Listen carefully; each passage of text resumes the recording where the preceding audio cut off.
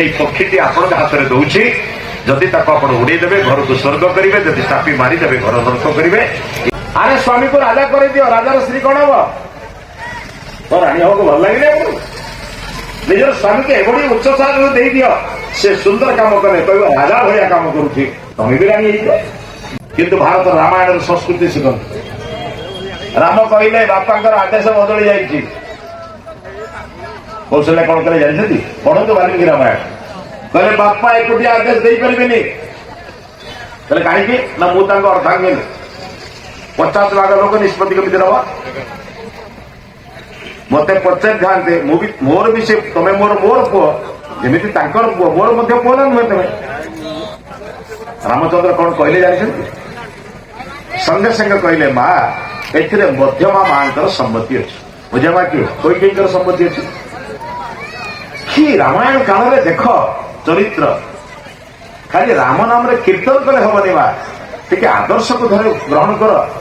ସଙ୍ଗେ ସଙ୍ଗେ କୌଶଲ୍ୟା କହିଲେ ମଧ୍ୟମା ଯଦି କହିଛି ତାହେଲେ ଚାଲ, ସେ ବି ତମର ମା ନା। ନିଜ ପୁଅକୁ ବଣକୁ ପଠାଉଛି, କିନ୍ତୁ ମାର ଦୃଷ୍ଟିରେ ଶପଥରେ ମଧ୍ୟ ଗୋଟିଏ ମା। ଚିନ୍ତା କରି ପାରୁଛନ୍ତି? ରାମ ରାତି ପାଇଥିଲେ ରାଜା ହେଇଥାନ୍ତେ, ଘର ଦ୍ୱାର ଛାଡିକି ପଳେଇଲେ ନା କଣ? ଅଯୋଧ୍ୟା ଛାଡିକି ପଳେଇଲେ। ଆମେ ରାମାୟଣ କୀର୍ତ୍ତନ କରୁଛେ ହରେ କୃଷ୍ଣ ହରେ ରାମ, ନିତାଇ ଗୌର ରାଧେ ଶ୍ୟାମ, ହରେ କୃଷ୍ଣ ହରେ ରାମ। କଣ ମା ମାନେ କରୁଥିଲେ ନା ନାଇଁ? ପରବାଣୀକୁ ଚାକଡେ ଚାକଡେ ନେଇକି 10 ହାତ ନେଇସାଇଲେ, ଠିକ ନା ବୁଝ? କଣ ଆଜ୍ଞା ବୁଝୁନା? ରାମ ରାଜ୍ୟ ଛାଡିକି ପଳେଇଲେ, ଆମେ ପରବାଣୀକୁ ଚାଖଡେ ନ ବୁଝେଇଲେ ଆମର ମନ ସନ୍ତୁଷ୍ଟ ନୁହେଁ। ଆମେ ରାମର ଭକ୍ତ ନା। ଆରେ ରାମ ବା ଅଯୋଧ୍ୟା ଛାଡିଦେଲେ, କଣ ବୁଝିଲ? ଦିଟା ଉଦାହରଣ ଆମ ପାଖରେ। ଗୋଟାଏ ରାମ ଭାଇମାନଙ୍କ ସହିତ ଯୁକ୍ତି କଲେ ନାହିଁ, ଦୁନିଆରେ ଏଭଳି ଉଦାହରଣ ନାହିଁ। ଗୋଟାଏ ରାଜ୍ୟକୁ 2 ଭାଇଙ୍କୁ ଯଚା ଯାଉଛି, ସେ କହୁଛି ମୁଁ ନେବିନି, ଇଏ କହୁଛି ମୁଁ ନେବି। ଶେଷରେ କିଏ ରାଜା ହେଲା? କଠଉ ରାଜା ହେଲା। 2 ଭାଇ ଶୋଇଲେ, ଜଣେ ବଣର ବୁଲିଲା, ଜଣେ ପଥରର ଶୋଇଲା। ପୃଥିବୀର ଏମିତି ଉଦାହରଣ ନାହିଁ। ସେଇ ରାମଙ୍କ ନାମ ମୁଁ ଦଉଛି ମାନେ ରାମଙ୍କର କାମ କିଛି କରିବା ଦରକାର ନାହିଁ। ଯଦି ମୁଁ ରାମଙ୍କର କାମ କରିପାରିବିନି, ରାମ ନବାର ଅଧିକାର ମୋର ନାହିଁ।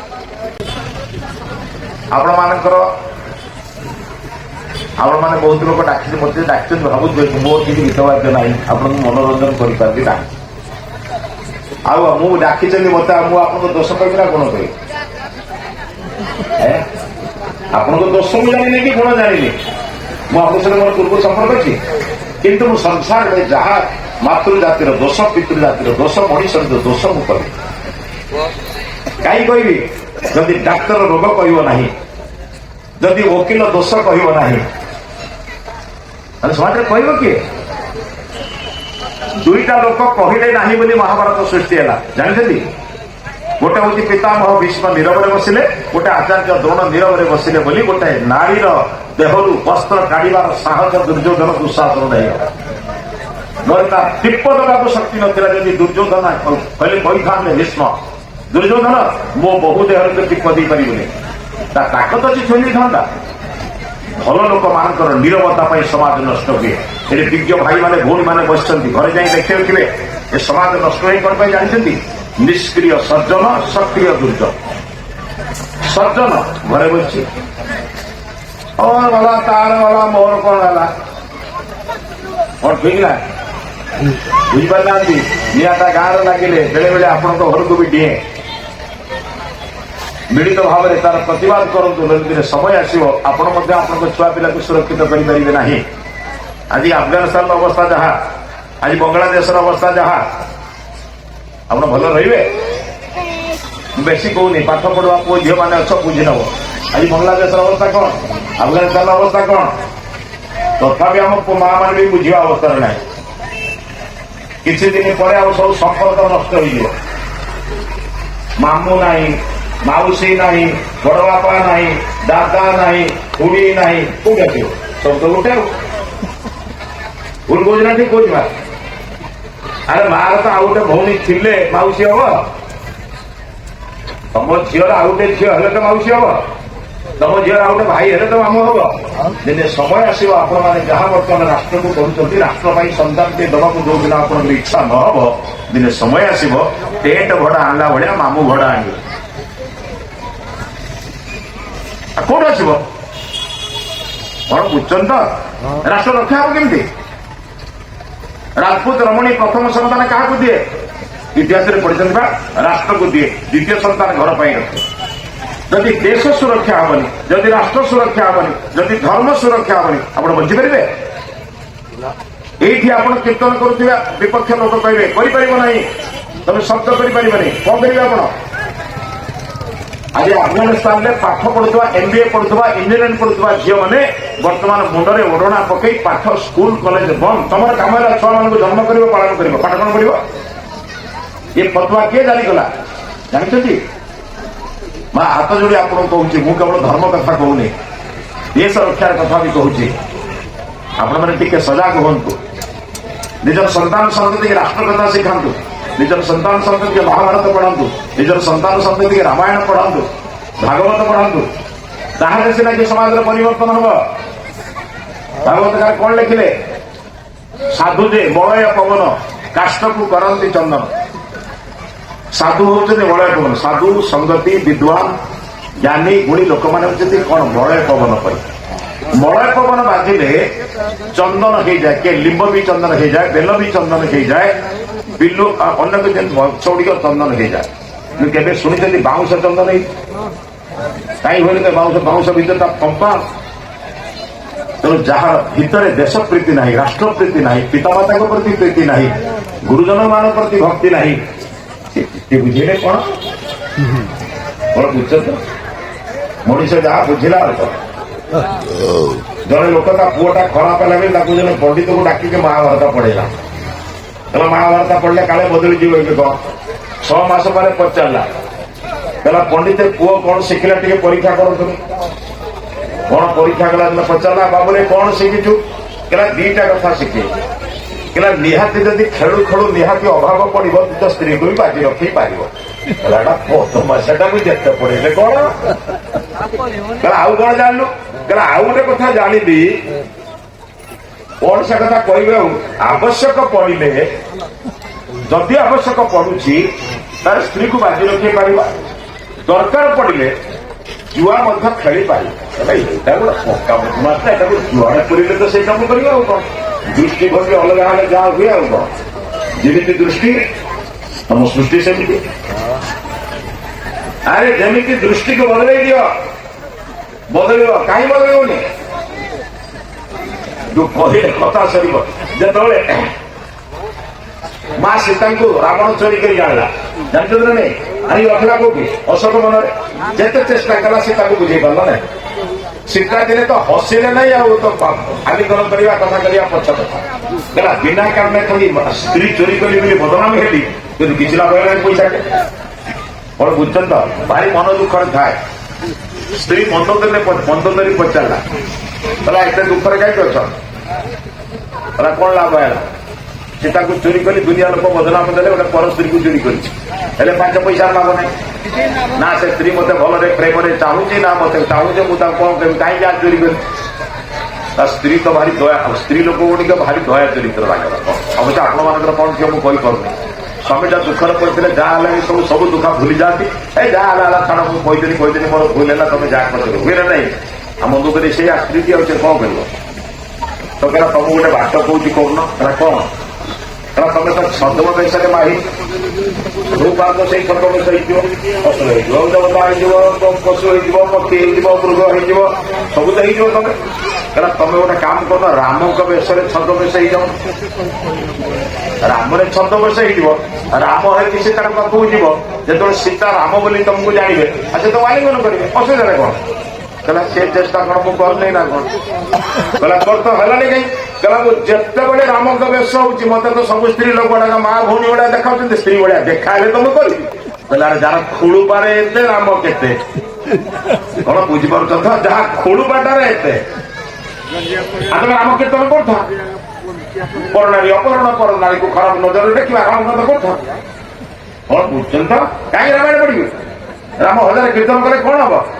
जदि आदर्श को देह को प्रवेश करानी आदर्श को मुझे कर्तन कली पर नारी को कामना दृष्टि चाहिला बेले मन पड़ो राम केवे क्या खराब नजर देखी नथिले मुझे राम का भक्त केवल जनक व्यतीत आउ क्या प्रति मुझे खराब नजर करें से जनक हूँ क्या किए ना मोर पितामाता निर्दिष्ट कर स्त्री बुझिपार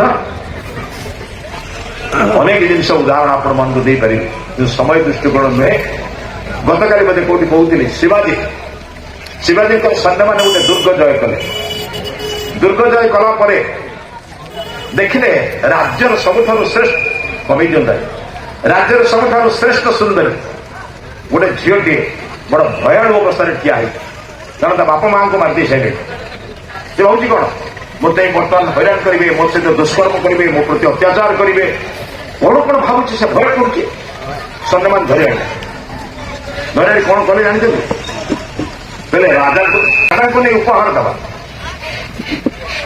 समस्ते नहीं आसे रखीदे सेनापति राजा को खबर देले जे दुर्ग आम जय कर सब कथा होगा बुढ़ा मंत्री कहले महाराज आम आपण गोटे सुंदर उपहार आनी कहले मो उपहार आनी कौन राज्य जय कल ना आप कहे उपहार को देखे गोटे सवारी उपरे जिते गोटे दोली माने कौन जहाँ कहती जहाँ कहती जो आंदोला जहाँ कहती आप जो सवारी कहती सवारी भितर गोटे झील माने पड़ी परदा पड़ी झीटी गाड़ी झीटी गाड़ी के काढ़ी दे कहले महाराज आपण ये हूँ उपहार से झीटी माने थरुची भय राजा मो सहित कि व्यवहार करेंगे मते नहीं मोर सतीत्व नष्ट करेंगे कि मते मारे कि मते पिटे कि हैरान करेंगे भय थरुचे से राजा उल्लेले शिवाजी उल्लेले बोले ता मुंडे हाथ रखी कहले माँ फास्ट वाक्य माँ एवं भौणी बुझे कि तो बयस मोर भौणी भली कि मो नारी मान को माँ बेल डाके भय करचु अरे तोर बड़ भाई तो पाखरे भय करचु कहीं से बिना आश्चर्य है चोरी करके आनिले सैन्य माने राजा पाखे ठिया लगे राजा एकथा कौन कौन कहले जानते कहले वर्तमान ये झील को नहीं जाओ तार परिवार वर्ग जदि बंची था छाड़ीदब जदि ता परिवार वर्ग मरी था